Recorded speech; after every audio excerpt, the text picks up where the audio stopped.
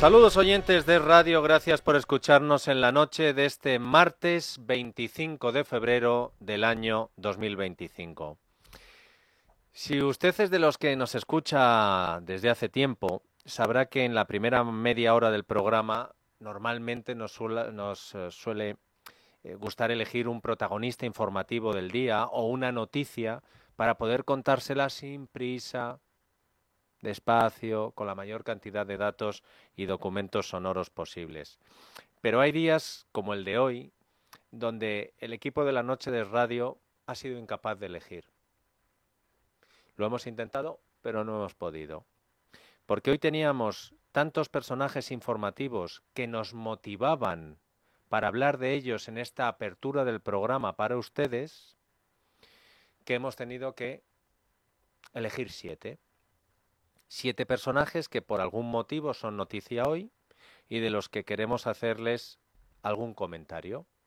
Son 4 mujeres y 3 hombres, pero les aseguro que no los hemos escogido por un tema ni de paridad ni de cuotas, sino única y exclusivamente por criterio informativo, alejado de cualquier consigna feminista.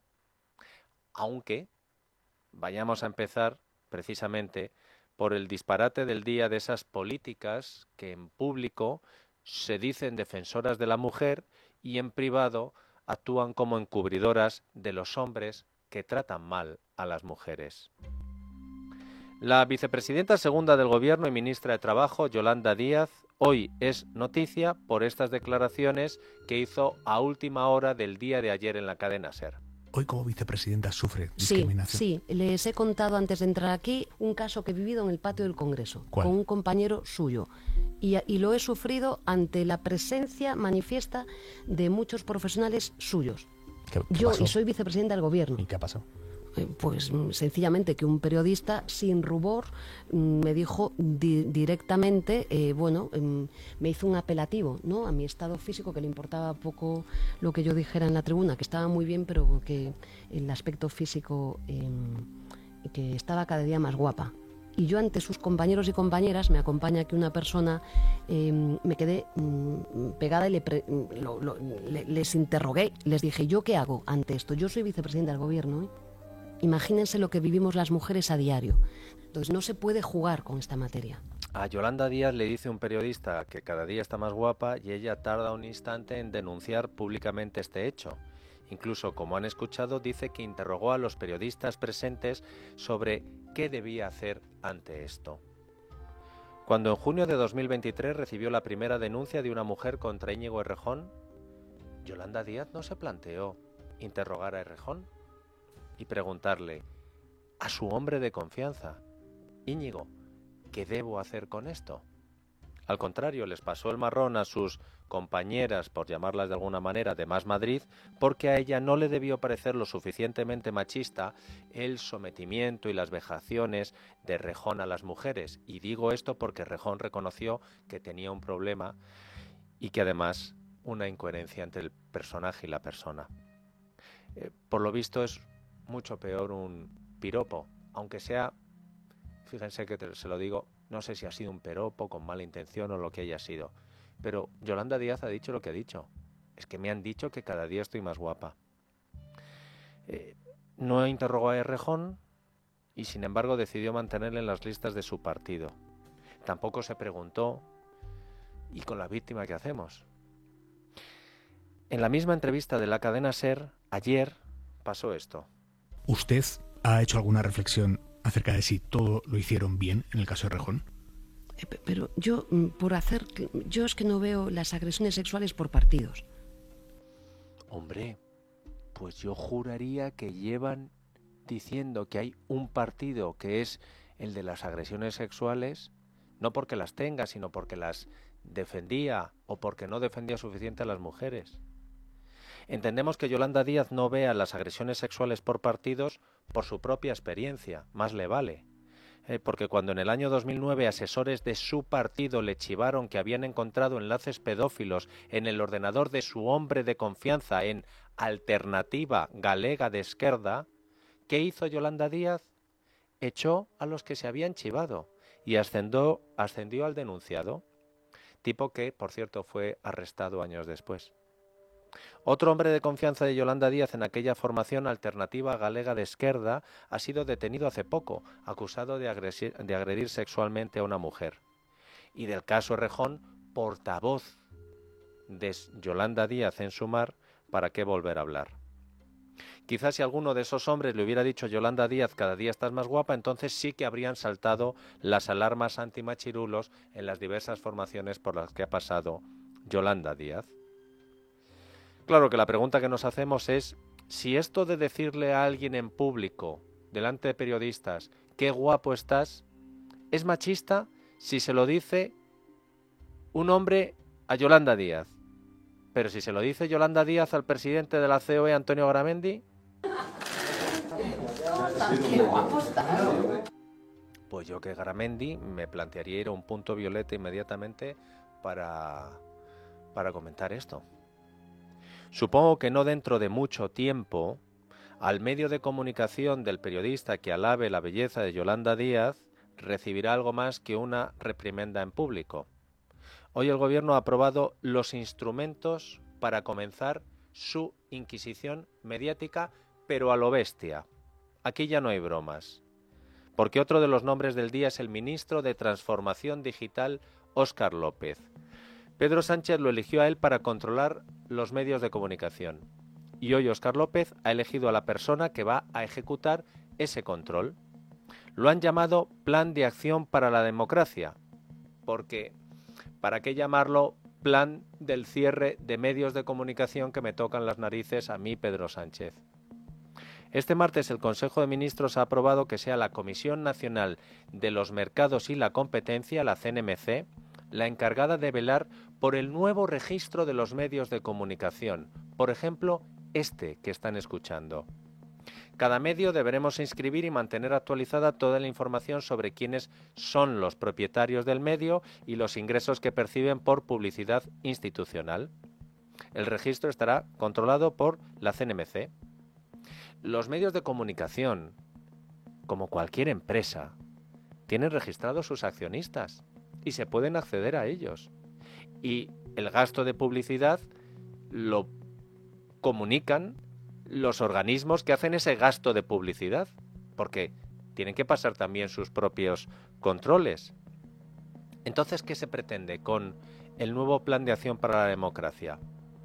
Pues buscar la excusa con la que poner multas que irán desde los 30.000 euros para lo que la CNMC considere infracciones leves hasta alcanzar el 6% del volumen de negocios anual para infracciones que la CNMC considere muy graves.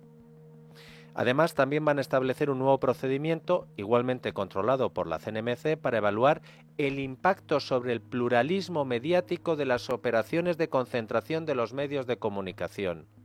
Cuando esas operaciones involucren a medios que superen determinados umbrales de audiencia o volumen de negocio, se fijarán reglamentariamente.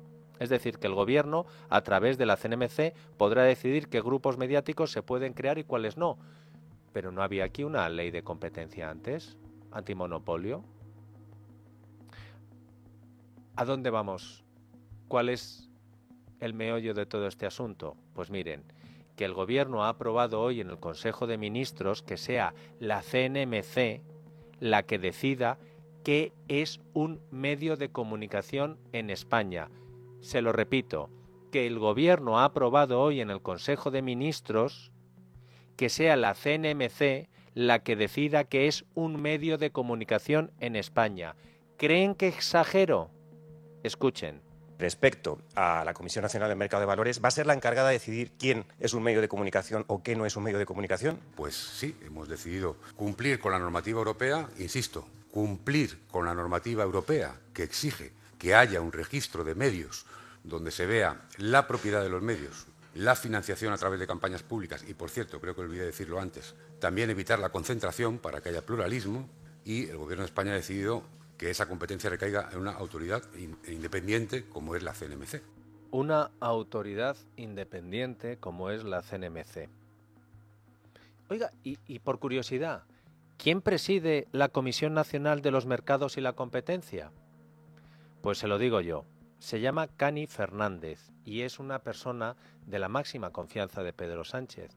De tanta confianza que Cani Fernández dejó su puesto en el bufete de abogado Cuatro Casas para fichar como asesora en el gabinete de la presidencia del gobierno. Y Cani Fernández llegó a la Moncloa de la mano de Iván Redondo y de Moncloa la ascendieron para presidir la CNMC. Y ahora va a ser ella la que se encargue de controlar los medios de comunicación por orden de Pedro Sánchez. Después de esto, yo no debería estar hablándoles ni de Cani Fernández ni de la CNMC. Pero entonces, ¿para qué estamos nosotros? Pues habrá que durar lo que se dure. Pero mientras tanto, ¿para qué estamos nosotros? Porque la pregunta que yo me hago hoy es ¿qué medio de comunicación quedará en España dentro de un año para contar los escándalos de corrupción del PSOE que afecten al partido de Óscar López, al partido de Pedro Sánchez, al partido de los que pusieron a Cani Fernández como presidenta de la CNMC? De momento, nosotros hoy seguimos y les podemos contar noticias que nos dejan otros personajes del día. Tercer personaje, se llama Carmen Pano. Después de que la semana pasada se suspendiera su declaración en la Audiencia Nacional, hoy sí ha tenido que acudir en calidad de testigo al Tribunal Supremo y eso significa que estaba obligada a decir la verdad. Así que la empresaria de las bolsas de dinero en Ferraz le ha contado todo al juez Leopoldo Puente. Ha explicado que en octubre del año 2020 ella misma llevó esas bolsas con 90.000 euros en su interior a la sede nacional del Partido Socialista, que lo hizo en 2 entregas de 45.000 euros cada una y que fue por orden de Víctor de Aldama. Y ha dado más detalles. Ha dicho Carmen Pano que una de esas 2 veces que fue a Ferraz con las bolsas de dinero le llevó un chofer y que ese conductor fue Álvaro Gallego. Gallego no es un extraño en la trama. Estaba invitado a la reunión en el Ministerio de Industria de Reyes Maroto en la que se cerró la concesión a Villafuel. Por motivos que se desconocen, al final no fue, pero su nombre e invitación aparecían en un correo que Koldo envió al jefe de gabinete de Maroto. Si se pueden saber estas cosas es porque a Koldo García no le dio tiempo a destruir todas las pruebas que le incriminan a él y a sus socios. El cuarto personaje sí pudo hacerlo porque en el momento de ser imputado era y es nada menos que el jefe de los fiscales de toda España. Hoy la justicia dice de él que es un destructor de pruebas. Se llama Álvaro García Ortiz. El juez del Tribunal Supremo que investiga al fiscal general del Estado, Ángel Hurtado, ha dictado un auto de 5 páginas donde se pronuncia por primera vez sobre el borrado del contenido del teléfono móvil del fiscal general del Estado. Y el auto se puede resumir en la siguiente frase: es una evidencia que el investigado ha hecho desaparecer pruebas. El auto es absolutamente demoledor, porque hasta ahora no habíamos leído acusaciones tan directas contra García Ortiz por parte del Supremo.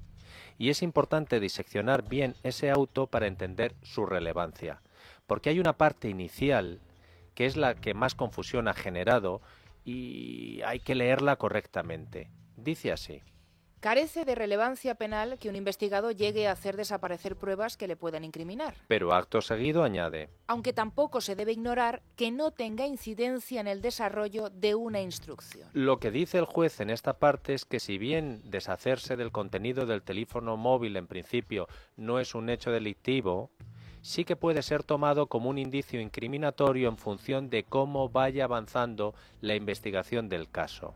Por eso, a continuación, en el auto aparece lo siguiente: es una evidencia que el investigado ha hecho desaparecer pruebas que podrían encontrarse en sus terminales móviles y, aunque ha dado distintas explicaciones para hacerlo, de haber mostrado algún grado de colaboración con el esclarecimiento de los hechos, bien podría haberlo comunicado antes de llevar a cabo tal desaparición y no aprovechar para realizarlo el día 16 de octubre de 2024, cuando es notorio que este Tribunal Supremo se declara competente para conocer de la causa a raíz de auto de 15 de octubre. El demoledor auto contra el destructor de pruebas que sigue como fiscal general del Estado ha llegado inevitablemente hasta la rueda de prensa tras el Consejo de Ministros.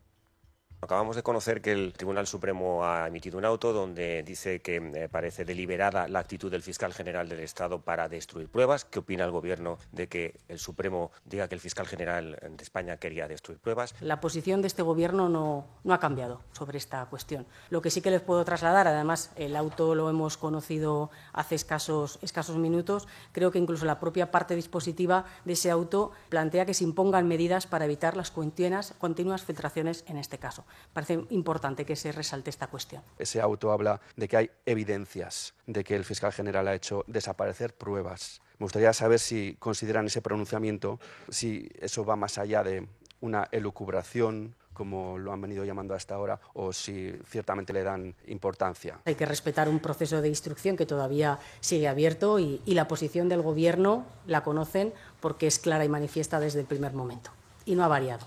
Sí, pero hoy no te has atrevido a decirlo con detalle. Hoy no has hablado de lucubraciones, de prevaricaciones. La portavoz estaba contenta porque, ha dicho, se van a poner coto a las filtraciones de las actuaciones judiciales a la prensa. En breve lo que pretende el Gobierno no es que se acaben con las filtraciones, es que se acabe con la prensa que publica filtraciones de las causas que salpican al Gobierno. Porque si el PSOE no amordaza a los medios independientes, es probable que el PSOE no resista una dosis de escándalos diarios que no cesa y que cada día salpica a un nuevo personaje. Como por ejemplo, nuestra quinta protagonista del día, Pilar Bernabé. Pilar Bernabé es la delegada del Gobierno en Valencia. Seguro que la conocen ustedes porque está muy de moda en el PSOE, o estaba. Pedro Sánchez la premió recientemente con un puesto en la Ejecutiva Socialista y el nombre de Pilar Bernabé llegó a sonar incluso para relevar a María Jesús Montero como vicesecretaria general del PSOE. Desde que ocurrió lo de la Dana, Pilar Bernabé es el azote de Carlos Mazón. No es que Mazón no le vaya a seguir dando motivos para perseguirle políticamente, pero a lo mejor, por otras cuestiones, Pilar Bernabé permanece a partir de ahora un poquito más calladita. Hoy Pilar Bernabé es noticia porque el vicealcalde del Ayuntamiento de Valencia Capital le adjudicó varios contratos a la empresa en la que trabaja su marido. Lo llamativo de la noticia es que el vicealcalde del Ayuntamiento de Valencia es Juan Manuel Badenas, que es el líder de Vox en Valencia. El gobierno de Pedro Sánchez, por supuesto, también le concedió al menos otros 4 contratos a dedo a la empresa del marido de Pilar Bernabé. Esto lo publica The Objective. El teniente de alcalde de Valencia y líder de Vox en la capital, Juan Manuel Badenas, contrató con la empresa del marido de la delegada del gobierno socialista en la Comunidad Valenciana. El primero de esos contratos fue en el mes de junio del año pasado. El Ayuntamiento valenciano, a través del vicealcalde de Vox, contrató una campaña de comunicación para el organismo Parques y Jardines. El segundo contrato fue en septiembre, también del año pasado, y consistió en una campaña de publicidad para promocionar Valencia Activa, que es una entidad pública municipal que dirige el propio vicealcalde Badenas de Vox. Este segundo contrato fue ya de 156.000 euros y llama la atención porque abarcaba todo el año y sin embargo se pulieron la pasta en los meses de noviembre y diciembre. Hay otro hecho llamativo. ¿Saben dónde se gestaron las reuniones clave para adjudicar estos contratos a la empresa en la que trabajaba el marido de la delegada del gobierno valenciano? En reservados de restaurantes de Valencia y de Castellón. Y allí acudía el líder de Vox en Valencia y empresarios de Simetría Grupo, que es un conglomerado empresarial conocido en Valencia por estar vinculado a los socialistas valencianos. El pasado 6 de febrero el PSOE del Ayuntamiento de Valencia presentó una denuncia ante la Fiscalía Anticorrupción por uno de los contratos de publicidad que adjudicó la entidad municipal que dirigía el líder de Vox. Pero en la denuncia los socialistas se olvidaron de uno de los contratos. mucho más abultados, justo el que fue concedido a la empresa del marido de la delegada del gobierno. Cuando trascendieron los hechos y se dio a conocer la denuncia, Pilar Bernabé no hizo ningún comentario, guardó silencio. Y cuando The Objective llamó al grupo municipal de Vox en Valencia para preguntarles si sabían que la empresa a la que le habían adjudicado los contratos estaba vinculado al marido de la delegada del gobierno, no respondieron. Pero esta mañana la Dirección Nacional de Vox le ha abierto un expediente a su líder en Valencia. El secretario general de la formación, Ignacio Garriga, ha ordenado que se inicie de manera urgente una investigación que ya ha comenzado, según cuenta The Objective. Les decía antes que la empresa que se llevó los contratos a dedo no solo era con el Ayuntamiento de Valencia, también con el gobierno de Sánchez, concretamente con el Ministerio de Transición Ecológica en los años de Teresa Rivera. Cuenta OK Diario que la empresa del marido de Pilar Bernabé fue la adjudicataria de al menos 4 contratos, todos a dedo, 2 firmados cuando Pilar Bernabé ya era delegada del gobierno de Sánchez en Valencia. ¿Y qué ha dicho Pilar Bernabé de todo esto? La habitual locuaz y habladora Bernabé, pues que desconoce la información y que ella no tiene ninguna vinculación con la empresa en la que trabaja su marido y que a los que hay que preguntar es a la empresa. Hablando de preguntas, lo que nosotros nos preguntamos es ¿cómo era esa conversación en casa? Cuando por el día Pilar Bernabé decía a Amazon que tenía que expulsar a Vox de todas las instituciones valencianas y al llegar a casa supongo que tranquilizaría a su marido y le diría que Amazon no me va a hacer caso, que tú vas a poder seguir haciendo negocios con el líder de Vox en Valencia, el teniente alcalde. Porque aquí los cordones sanitarios, qué curiosos son, Cuando hay pasta, el PSOE no ve líneas rojas. Llevo 5 personajes y protagonistas del día. Les he prometido 7. He querido separar los 2 últimos nombres porque primero no son conocidos como los anteriores, pero para eso estamos nosotros también. Y por eso molestamos nosotros especialmente. Porque queremos que los oyentes de radio también sepan de personas que son protagonistas por hacer el bien, por defender la libertad y la democracia y no lo contrario. El 6º protagonista es Araujo.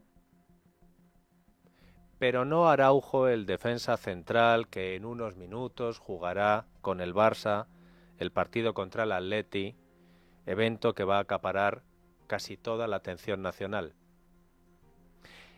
Este Araujo se llama Reinaldo. Y no es un futbolista, sino que era un dirigente opositor cercano a María Corina Machado. Y tengo que hablar en pasado de él porque Reinaldo Araujo murió ayer en una cárcel chavista. Es el 4º preso político venezolano que muere bajo la custodia del dictador venezolano después del fraude electoral. Araujo, dirigente del partido 20 Venezuela, fue detenido el 9 de enero después de participar en una manifestación opositora al chavismo. Se le negó la atención médica y era una persona que tenía problemas de salud. De nada sirvieron las llamadas de sus familiares para exigir que le atendieran, que si no se moría. Mi compañera Lucía Guadalupe ha conseguido hace unas horas ponerse en contacto en Venezuela, no diremos en qué lugar, por petición de la persona, por una cuestión de seguridad, con el amigo y compañero de Reinaldo Araujo, Orlando Moreno, coordinador nacional del Comité de Derechos Humanos de 20 Venezuela. Orlando ha querido contarle a ustedes cómo era su amigo y lo que han hecho con él los chavistas. Reinaldo Araujo era nuestro coordinador de 20 Venezuela en la parroquia Juan Ignacio Montilla del municipio Valera, estado Trujillo. Tenía 40 años de edad, fue secuestrado el 9 de enero de 2025 por funcionarios del régimen de Nicolás Maduro y fue llevado a la comandancia número 20 del municipio Valera. Reinaldo presentaba graves problemas en sus piernas debido a su obesidad y a su nivel cardíaco por hipertensión arterial. El pasado 21 de febrero su esposa habría declarado que su salud, debido a las condiciones del calabozo y el hacinamiento, se había deteriorado progresivamente al punto de estar al borde del colapso total, con amenaza incluso de muerte. El régimen de Maduro lo envía ayer, 24 de febrero, cuando ya era demasiado tarde, y es cuando pierde la vida en custodia por falta de atención médica. Reinaldo era un hombre trabajador, un esposo, un hijo y padre amoroso, un amigo incondicional, un ciudadano ejemplar. Lo hostigaron duramente, pero su amor por Venezuela y por su familia lo mantuvo siempre firme. Es un dolor y una indignación que padecemos hoy todos los venezolanos. Que Dios lo reciba y nos dé fuerza y consuelo a todos quienes tanto lo quisimos. Él seguirá acompañándonos en esta lucha. No descansaremos un instante hasta lograr la libertad y la justicia en Venezuela. Descanse en paz, Reinaldo Araujo, símbolo de la lucha por la libertad, la democracia y la justicia en Venezuela. A veces los símbolos de esta defensa por las libertades son personas y a veces esos símbolos son edificios. Hoy el ministro de Política Territorial y Memoria Democrática del Gobierno de España ha concedido una entrevista al Periódico de Cataluña donde ha dicho esto. Tendremos también lugares de memoria que finalmente se van a aprobar, como la comisaría de la Villa Laietana o, por ejemplo, la cárcel Modelo, en la que fue ajusticiado, por ejemplo, Salvador Puig Antich y muchos otros que sufrieron presidio. Y es una comunidad, lógicamente, que fue perseguida, aplastada durante 40 años de totalitarismo, ¿no? Yo no sé cuál será el futuro penal de Ángel Víctor Torres por la trama Aldama. No lo sé si al final va a estar salpicado y hasta qué punto.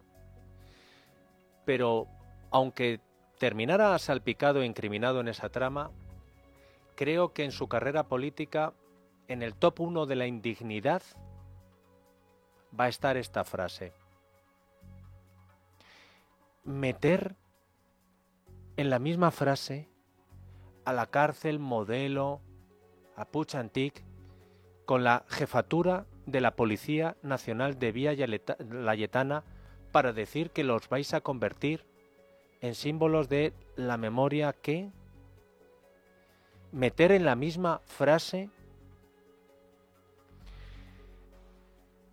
el edificio de la Jefatura Superior de Policía de Barcelona, ubicado en Villa Laietana, es un símbolo de la libertad y la democracia y es, o al menos era hasta hoy, el objetivo de los prioritarios por parte del separatismo. Sirvan estas declaraciones de Gabriel Rufián realizadas en años diferentes como ejemplo. Lo que no tiene ningún sentido es que tengamos ahí una casa de la tortura. Y nosotros simplemente lo que pedimos es que se convierta en un museo de la memoria. Consideramos que Villa Laietana debería convertirse en un museo del recuerdo a aquellas torturas. Intentaré iniciar los trabajos para que esto sea así. Durante el golpe de Estado a la democracia del año 2017, no hubo una manifestación independentista que no pasara y parara en la jefatura de la Policía Nacional de Villa Laietana. Los golpistas aprovechaban para atacar, amenazar y hostigar a los agentes que siempre resistieron ese acoso. Yo estuve el 1 de octubre de 2017 en Barcelona y cuando acababa el día, lo último que hicimos Javier Somalo, Pablo Planas, Pepe García Domínguez y yo es ir a abrazar a esa gente que todavía seguía vigilando el Fuerte de la Libertad. La comisaría se convirtió en un símbolo de la democracia y de la libertad española, símbolo que ahora el gobierno anuncia que va a entregar a Rufián, a Puigdemont y compañía para que lo exhiban como trofeo. Y este es el momento en el que yo les presento a la séptima protagonista del día. Su nombre es Rocío Caballero. Es secretaria general de la Confederación Española de Policía en Cataluña. No es más que un ataque porque simboliza todo lo que es la representación de la democracia, simboliza unos valores, un presente y un futuro. Tienen esa obsesión porque para ellos ojalá y fuésemos unos actores secundarios que quedáramos ahí en el olvido y que no molestáramos mucho allí donde estuviera un policía nacional que representa al Estado. Los policías destinados aquí en Cataluña no somos ciudadanos de segunda, somos profesionales de la seguridad pública y nuestro trabajo es bastante más importante que el de aquellos que nos quieren echar, que les quede claro, porque pese a ellos, en Vía Laietana y en cualquier lugar donde estemos, seguiremos protegiendo a los ciudadanos de Cataluña, porque los policías nacionales de Cataluña también somos catalanes y esta también es nuestra casa, que no se les olvide. Después de la traición anunciada por el ministro de Memoria Democrática de Sánchez, queríamos, si no saber, acercarnos, entender cómo podrían estar hoy los compañeros de la Policía Nacional que aquellas fechas estuvieron defendiéndonos a nosotros frente a las piedras, los cohetes, los insultos, entre otros sitios en Vía Laietana. Llevo toda mi vida en Cataluña, no he conocido otro destino que no sea Cataluña, tengo mis hijos aquí, mi vida aquí, mi familia aquí y no quiero irme de aquí, por mucho que ellos se empeñen en querer echarnos. Yo oposité para ser policía y quería venir a Cataluña porque aquí me sentía bien. Entonces esta obsesión que tienen con querer echarnos pues es enfermiza ya. Se llama Rocío Caballero, es policía nacional y cumple con su trabajo en Cataluña. Podrán convertir Vía Laietana en un parque temático del separatismo, podrán llenarlo de caras de Puigdemont, de Junqueras y hasta de Rufián. Pero lo que ni Ángel Víctor Torres ni Pedro Sánchez podrán borrar jamás de nuestra memoria es el sacrificio y el trabajo que hicieron en aquellas fechas y lo siguen haciendo los compañeros de Rocío en la Policía Nacional y los guardias civiles.